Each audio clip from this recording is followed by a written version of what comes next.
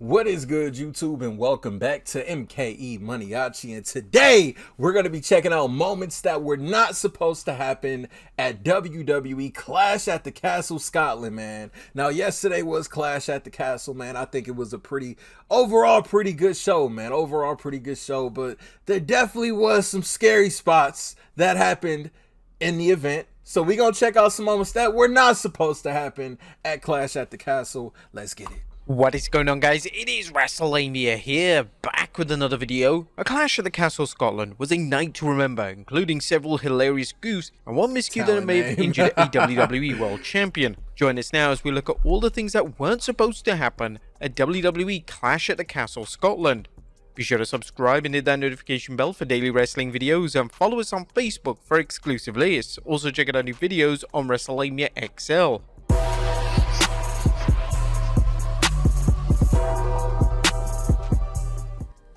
Who's that champion again? The WWE is renowned for its world-class production values, which is why on those rare occasions the company slips up, fans take special notice. Last night the WWE had a major goof, and it didn't just happen to anybody, but its undisputed WWE champion, WWE champion Cody Rhodes. Cody was making his way to the ring, enjoying the riotous reception from the fans at the OVO Hydro venue when an embarrassing title flashed across the screen. They hit him with the template, man. When I saw this live, I'm like, talent name, and it's not even.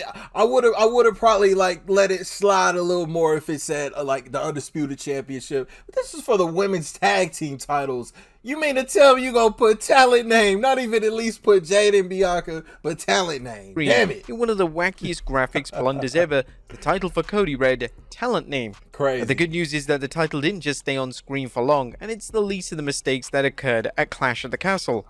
And just to add to the embarrassment, the graphic also contained the title WWE Women's Tag Team Champions. Perhaps this was the wrestling gods warning about the blunders that lay ahead in the WWE Women's Tag Team Championship match, something we'll get to next. As number 2, did Jade Cargill tap out? She did. Is Jade Cargill a generational talent? The WWE would have you believe that, with the hype it's thrown away, as well as the significant push she's received since her WWE in-ring debut at this year's Royal Rumble. Nevertheless, some fans feel Jade is as green in the ring as a wrestling name, and that she may be getting too much too soon. Let's look at the first mistake Cargill made during the WWE Women's Tag Team match. The match was going the champion's way until the challengers decided to team up and take out Jade and Bianca. At one point, Shayna Baszler had Jade trapped in the Kirifuda clutch, and Jade tapped out. Referee Jessica Carr may not have seen it. I mean, it could have been played like her probably telling Shayna, hey, loosen the grip a little bit, but as she was standing behind Baszler, but the announcer saw it and raised the point that Cargill was tapping out.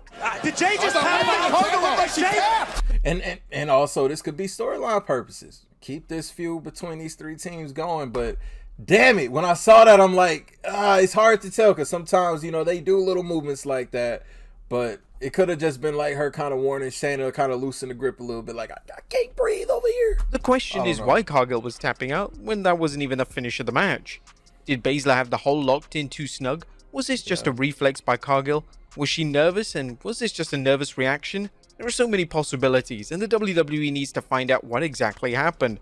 And mistakes can happen, but you want to minimize ones with big consequences for a match's finish. Fans quickly picked up Cargill's blunder and questioned Jade's action, as well as why referee Jessica Carr seemed to pretend that nothing even happened. Referee Carr deserves the benefit of the doubt given her vantage point, but Carr is an experienced referee and one that WWE trusts to call main event title matches. Even if she saw Cargill tapping out, it's unlikely the WWE would have wanted her to end the match with Baszler and Zoe Stark getting the win when Isla Dawn and Alba Fire were booked to win it. While there have been periods where referees were told to make 3 counts even when wrestlers were supposed to kick out but failed to do so, that's bad business when it comes to major matches. Nevertheless, this is the second time in 2 PLEs that a major match has had an unscripted controversy. The Randy Orton vs Gunther finals at the King of the Ring saw Randy Orton shoulder up when Gunther pinned him, with the referee counting to 3. And I kind of hate that they never revisited the situation between Randy and Gunther. I thought they could have had a great rubber match at Clash at the Castle. That would have been great to see. You know, kind of like put validation on Gunther's reign to actually have him win it, like for real this time, like actually have the shoulders down. But I feel like it was a missed opportunity to kind of capitalize off of that mistake and turn it into a storyline. Triple H discussed the mistake after the match with the standard referee's decision as final excuse, but it diminished Gunther's win, particularly since the WWE traditionally has booked him with clean finishes. Jade's mistake and the potential problems it could have created raises the question whether the WWE needs to have its announcers do more to cover up mistakes like this, and of course work on improving wrestlers' skills so it doesn't happen again. The WWE announcers are generally quick to cover up mistakes, but the blunder by Jade left them speechless. There was no viable explanation other than the referee missed it, but even then, it diminished Jade's portrayal as a wrestler who can take much more punishment than Baszler was dishing out. The only good point to this is that the WWE will likely incorporate it into a storyline, perhaps having Baszler and Stark demand a title shot since they theoretically defeated the champions during the match. I like that Whatever idea. becomes of this mistake, it wasn't the only one from Jade and may reflect a bigger problem for the WWE. As Jade's slip and slide. The springboard moves are a thing of beauty, but they can be tricky, something Risky. Jade Cargill found out real quick. Cargill jumped to the top rope only to slide off and flop right on her face, thankfully doing so without hurting herself or her opponent. It's unknown if this slip and fall was due to a slippery top rope or Jade misjudging a jump. From what I heard the ropes were very loose. I heard the ropes were kind of slippery. I don't know, man, but it's just this match was not the best showing. If you're someone who never seen Jade Cargill wrestle before, this was probably not the match for you to want to watch. You know, Jade, an incredible talent. You know, I got respect for every man and woman that does this sport, that does this for a living, man, because it's incredible what they do. But damn it, man, talk about bad luck in a match. Talk about bad luck in a match. And I've seen people saying, "Oh, Jade needs to go back to the PC." Clearly Jade is going to be one of the big names that they're going to revolve the women's division around in years to come. And I'm trying to give her the benefit of the doubt. She is in a tag team. Bianca does hold majority of the workload when they do tag team matches. Jade kind of comes in and gets a little spot here and there. But Jade's still learning. And, you know, not all professional wrestling styles are the same. AEW does things differently. TNA does things differently from WWE. You know, certain things that you got to make adjustments to. But, you know, but something like this, the slip, I feel like this would have happened anywhere to anybody who would have attempted it. If Styles would have went for a phenomenal forearm or a front flip from right there, a springboard front flip, then it probably would have happened to Styles too. But thankfully, she didn't get hurt on this, man. But whatever the reason, it looked bad and reminded fans of a similar whoopsie by Indy Hartwell. Jade Cargill is a remarkable athlete. And something like that happened to Kevin Owens. Was it at the Rumble last year? And fans have already seen her perform some dazzling moves. However, this may be a case where her reach exceeded her grasp. Yeah. If it was, it's an example of a bigger problem concerning Jade Cargill. Now, we want to make it clear, we're not criticizing Jade Cargill's talents. She has a great look, considerable charisma, and the athleticism that should lead to a successful career in the WWE. Facts. However, rare is the case where a wrestler's talents grow exponentially, and Jade is no exception. The WWE wisely paired her with Bianca Belair, who is one of WWE's greatest talents, and putting her into mostly tag matches, which traditionally has been a reliable way to help developing talent. It seems to be working, but Cargill needs to stay within a comfort zone, especially when a mistake can lead to an injury to her or an opponent. Some fans are already criticizing her work and asking why she's been put into such a high-profile spot. Whether this criticism is valid is open to debate, but what's not open to debate is the risk that the WWE takes in pushing Jade too much too soon and creating a fan backlash.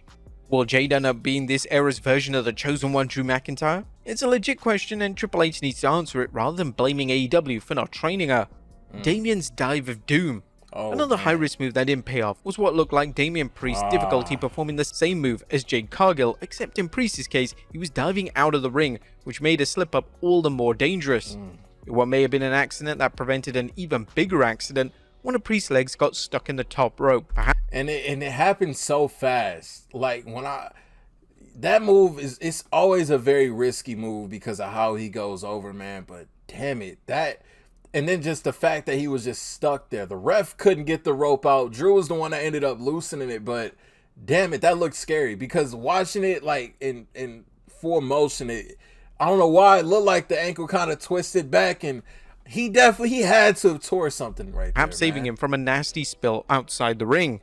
Unfortunately, there was still damage done as it looked as if Priest's back or neck hit the ring apron. Yeah, Priest was limping noticeably after the spot, and Triple H discussed Damian's condition during the post-show press conference.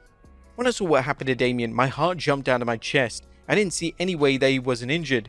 When I got word that he was fine, which adrenaline is a hell of a drug, I'm really hoping I will get good news. Because while he was walking around okay now, I'm sure adrenaline is carrying him through that. Yeah. Now we'll continue following the news to report on any additional information. While it may seem like we have a double standard in not calling out Priest for performing the move, whereas we did with Jade Cargill, this is different because Priest has performed this move for a long time, whereas Cargill has not. Accidents happen to rookies and veterans, but in Jade's case, the WWE should protect her as her skills grow, thus and honestly, man, kudos to Damian Priest for continuing that match, man, for still going another 10-15 minutes, still doing what he did in that, man, because damn, anybody else, listen, people can say what they want about professional wrestling, but man, when you get hurt and you still you're pretty much a stunt man. You're a stunt man the entire time. Your career is a real life stunt man. And you still got to go out. You still got to wrestle through it. Come on, man. Like, that had to have hurt. So kudos to Damian for continuing that, man. Minimizing risks. And speaking of minimizing risks, Chad Gable lands on his neck again. Oh, I didn't see this one slip up that also needs... I seen the match, but I didn't notice where he landed on his neck. Addressing is Chad Gable landing right on his neck during his match against Sami Zayn. Gable took a back suplex from Zayn and spiked his neck into the mat apron. While Gable doesn't take this bump as a matter of routine, the fact it's happened before raises the question of why. The potential for harm goes without saying, and someone like Gable, who is not only a veteran professional wrestler, but a highly skilled amateur wrestler, should know how to avoid this. Gable reportedly just signed a new deal with the WWE, and he needs to take care of himself. Although some fans might feel that the main event's finish was a major goof, we're confident that the WWE had its reasons for having Drew lose. In fact, we released a video that looks at the various reasons why Drew McIntyre lost at Clash at the Castle, Scotland. Be sure to check that out, as well as the good, the bad, and the downright ugly. But there you have it, folks. Everything that was scary for Gable, man. And you know, man, moments that were not supposed to happen at Clash at the Castle, Scotland, man. Like I said, the show was great. I predicted, like I said on the predictions, man, CM Punk was gonna cause Drew the match. I said that. I think I had 3 out of 5 right. I was right on Damian retaining. I was right on Cody winning, and I was right on, what was the other match? I was wrong on the Intercontinental and the Women's Tag Team Championships, but I was right on everything else. But yeah, damn, moments that were not supposed to happen at Clash at the Castle, man. You know, welcome to live TV. Welcome to professional wrestling, man. Link down below in the description for y'all to check this video out in its entirety with no interruptions. If you are new to the channel, hit that subscribe button for me. And until the next video, I'll see y'all there. Thank you for watching MKE MANIACI.